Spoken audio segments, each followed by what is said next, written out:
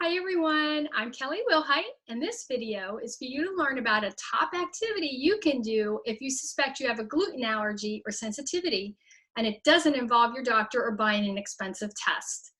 The top thing that you can do is to remove gluten from your diet and lifestyle for at least 3 weeks. Most folks understand what I mean by removing gluten from the diet. I say lifestyle too because we're exposed to gluten in much more than just the things that we consume in food and drink.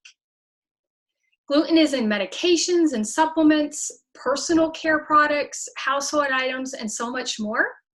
And although gluten does not affect us negatively being just on our skin, we're highly susceptible to ingesting gluten from those types of items if it's on our fingers and we don't wash our hands thoroughly after use. So if you desire to avoid gluten and something you use might contain it, it's best to just avoid those items.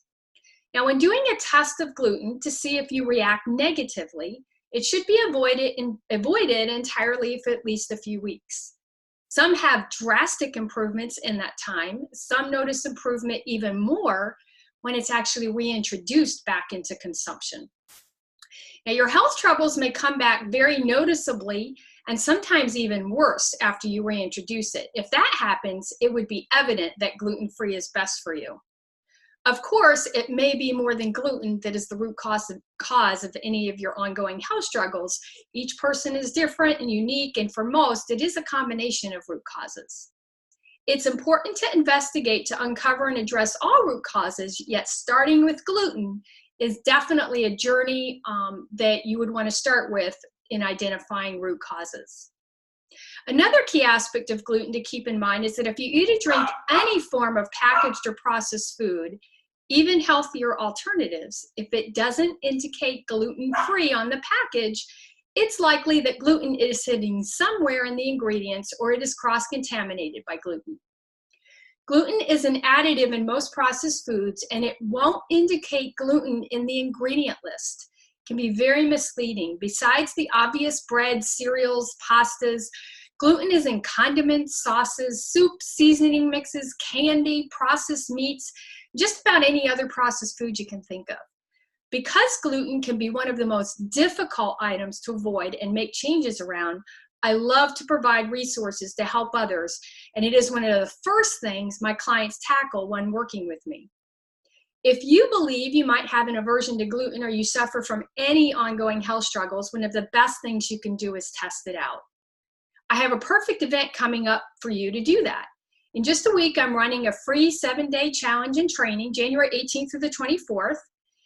One of the great features that I love about this program, because I am all about preparation and planning for success, is that this is a 7-day training, 7-day challenge and training, but the first 2 days are preparation for 5 days of gluten-free. This 7-day challenge also includes a full meal plan with recipes to make it simple for you, expertise from me to help you succeed, plus complete accountability and support, and training on how to avoid gluten without feeling restriction and avoiding the typical mistakes when wanting to try gluten-free. Even though this event is free, if you don't register, you won't be able to get all the free support, the meal plan and recipes, and all the other awesome content. So please take the step to register. If you're seeing this video on Facebook, I'll post the link in the comments.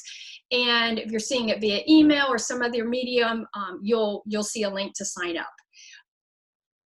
Take 1 week of your time in January, just 1 week, to do a free gluten-free challenge and training. Really, it's free. You have nothing to lose but your struggles. Until next time, God bless you and enjoy your day.